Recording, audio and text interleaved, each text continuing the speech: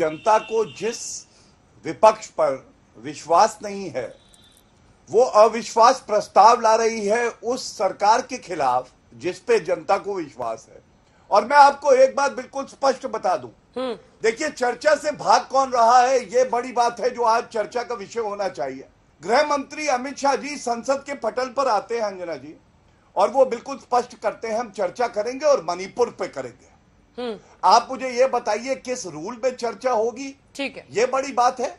या महिला अस्मिता पे सत्ता पक्ष और विपक्ष एक साथ आ जाए, समाधान ढूंढे और एक भी महिला की अस्मिता भविष्य में ना जाए, उसकी इज्जत ना लुटे, इस पे संवाद हो। और इसीलिए दुर्गंध आती है इनकी सोच से, जहां पे ये अपने अहंकार को आगे रखते हैं और जो देश के लिए अहम मुद्दा है उस पर चर्चा करने से दूर भागते हैं। किस मुंह से गृह मंत्री अमित शाह कह रहे हैं मैं तैयार हूं?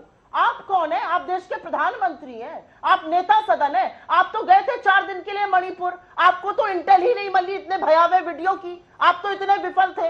आपने करी तो थी ऑल पार्टी मीटिंग, उससे क्या समाधान निकाल पाए आप? गृह मंत्री अमित शाह विफल है, इस देश का नेता सदन प्रधानमंत्री है। रूल 267 के अंतर्गत जब चर्चा होती है, हर विपक्षी पार्टी को बोलने का मौका मिलेगा, सरकार को बोलने का मौका मिलेगा। इस देश का प्रधानमंत्री क्यों चुना गया है? कि वो अमेरिका फ्रांस की यात्रा करें, जो बाइडेन को गले लगाएं, या इसलिए चुने गए हैं मोदी जी कि सबसे ज्वलंत मुद्दे पर आए, देश को विश्वास दिलाएं कि ये पूरा सदन एकजुट एक स्वर में मणिपुर से कहे हम आपके साथ खड़े हैं। भाग लेंगे चर्चा से या चर्चा से भागेंगे मोदी जी? हो सकता है टेलीप्रॉम्प्टर से पढ़ के बोलना चाहते हो, लगवा लीजिए टेलीप्रॉम्प्टर दोनों सदनों में, हो सकता है इसलिए ना बोल रहे हो। हर जगह टेलीप्रॉम्प्टर लगवाइए, लेकिन मणिपुर पर वक्तव्य सदन और सत्र चल रहा है, उसकी तौहीन मत करिए। मणिपुर से ज्वलंत इस समय कोई मुद्दा नहीं है, क्योंकि वो आग बाकी राज्यों में फैल रही है। आई एम सॉरी बाबू। प्रियंका जी, ये रणनीति तो यही होगी ना सत्ता पक्ष की, कि वो उन विपक्षी राज्यों के भी मुद्दे उठाएंगे ही, जहां पश्चिम बंगाल में 40 लोगों की पंचायत चुनाव में हत्या हो गई, महिलाओं के साथ वहां भी दुर्व्यवहार और निर्वस्त्र करने की तस्वीरें आई, राजस्थान में हुआ। बंगाल और राजस्थान पर चर्चा इसलिए ना हो क्योंकि मणिपुर में ज्यादा गंभीर परिस्थिति है, वहां की महिलाओं की सुरक्षा की बात ना हो, यह भी तो जायज नहीं है। बहुत सिंपल जवाब है अंजना जी, महिला आप हैं, महिला मैं हूं। आपको इसमें तो अंतर पता, ऑर्गेनाइज्ड मॉब वायलेंस जिसके अंतर्गत महिलाओं पे अत्याचार हो वर्सेस क्राइम अगेंस्ट वुमन, ये डिफरेंस तो पता होगा। हमको नहीं पता, हमको कुछ नहीं पता। ये डिफरेंस भी पता होगा। वेस्ट बंगाल ले लीजिए, राजस्थान ले लीजिए और मणिपुर, ये 3 की तुलना प्रधानमंत्री जी ने खुद ने की। तो मुझे ये बताइए, वहां पे इंटरनेट बैन है उन दोनों राज्यों में? क्या वहां पे 80 दिन से ज्यादा हिंसा चल रही है? क्या वहां पे 150 से ज्यादा लोग की मौतें हुई हैं? क्या अभी भी वहां पर स्कूल चल रहे हैं या नहीं चल रहे हैं? क्या वहां के मुख्यमंत्री ने ये कहा है कि हमारे तो 150 से ज्यादा रेप्स हो चुके हैं, पर हम किस किस का संज्ञान लें? क्या वहां पर ऐसे जघन्य अपराध जो हो रहे हैं उस पर लॉ एंड ऑर्डर कायम है या नहीं है? एक sitting minister of state, cabinet rank के, गवर्नमेंट ऑफ इंडिया के, मणिपुर से हैं, उनका घर जलाकर फूंक दिया जाता है। उनसे जब पूछा जाता है कि उनका क्या प्रतिक्रिया है उसको लेकर, उन्होंने कहा कि पूरे लॉ एंड ऑर्डर मशीनरी यहाँ पे खत्म हो चुकी है। पर गृह मंत्री ने ऑल पार्टी मीटिंग बुलाई थी, उसमें हम सब विपक्ष के नेता गए थे, मैं खुद भी उसमें शामिल हुई थी, और वहां पर हम सब ने अपनी राजनीति से ऊपर उठकर हमने यही कहा था, क्योंकि मंशा उस समय ये लग रही थी कि गृह मंत्री हमारी बात सुनना चाह रहे थे। हमने 3 मांगे रखी थी। वो पहली मांग ये थी कि हम जो वहां के मुख्यमंत्री हैं वहां से इस्तीफा दें, क्योंकि मणिपुरी खुद, ये कुकीज वो कम्युनिटीज देख लीजिए या आप मेटीज को देख लीजिए, वो दोनों कह रहे हैं कि हमें इस मुख्यमंत्री पे विश्वास नहीं है।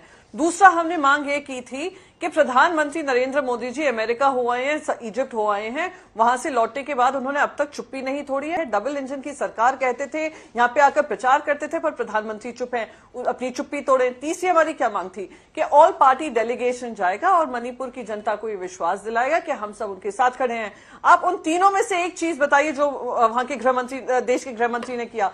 तो अगर देश के गृह मंत्री इस बात के लिए विफल हो गए तो उसकी जवाबदेही किसकी बनती है? कौन है मुखिया इस कैबिनेट के? देश के प्रधानमंत्री हैं। हमने गृह मंत्री को भी चांस दिया, पर गृह मंत्री ने वहां पे लॉ एंड ऑर्डर व्यवस्था नहीं का नियंत्रण में ला पाए हैं। तो प्रधानमंत्री जवाब देना, क्यों वो चुप रहे, क्यों अब तक नियंत्रण में स्थिति नहीं आई है? पता नहीं ऐसे डेंजरस सिचुएशन में मैं ऑटोमेटिकली आगे कैसे आ जाता हूँ। क्यों मुख्यमंत्री ने पूरा ड्रामा किया और कहते हैं 150 से ज्यादा वो हुए हैं, रेप हुए हैं और हम कुछ कार्रवाई नहीं कर पाए। यही मेरा मुद्दा है। कोई किसी को कम में नहीं आंक रहा है, पर जहां जिम्मेदारी ठहरनी चाहिए वो जिम्मेदारी होनी चाहिए। अच्छा। उद्धव ठाकरे गुट की प्रवक्ता बोल रही थी कि क्या इंटरनेट बंद हो गया है। मैं उनको एक आंकड़ा देना चाहूंगा। ये राजस्थान का आंकड़ा है एनसीआरबी का। 2021 में 6,337 बलात्कार के मामले, पूरे भारत में सबसे ज्यादा। 2020 में 5,310 महिलाओं के साथ रेप हुआ। 2019 में 5,997। ये महिलाएं न्याय मांगती हैं और जो सुन रही होंगी, एक महिला प्रवक्ता आके कहती है तुम इंतजार करो क्योंकि तुम्हारे साथ जो हुआ वो इतनी बड़ी घटना नहीं है, इंटरनेट बैन नहीं हुआ। ये गजब का तर्क है। चुप कर बे कुत्ते। क्या कंपैरिजन कर रहे हैं, यही तो दुख की बात है कि ये कंपैरिजन करें। मैंने कहा 80 दिन से वहां पे हिंसा चल रही है, ऑर्गेनाइज मॉब वायलेंस है, ऑर्गेनाइज ये रिवेंज रेप केसेस हैं। ये तो समझ में नहीं आ रहा है। मैंने ये कहा कि नहीं, उनको न्याय नहीं मिलना चाहिए। ये 2 महीने बाद जब ये वीडियो, 1 मिनट आप चुप रहिए प्लीज, मैं बीच में नहीं बोल रही थी, मैं बीच में नहीं बोल रही थी। अंजना जी, इनसे चुप होने को कहिए। चला जा भोसड़ी के।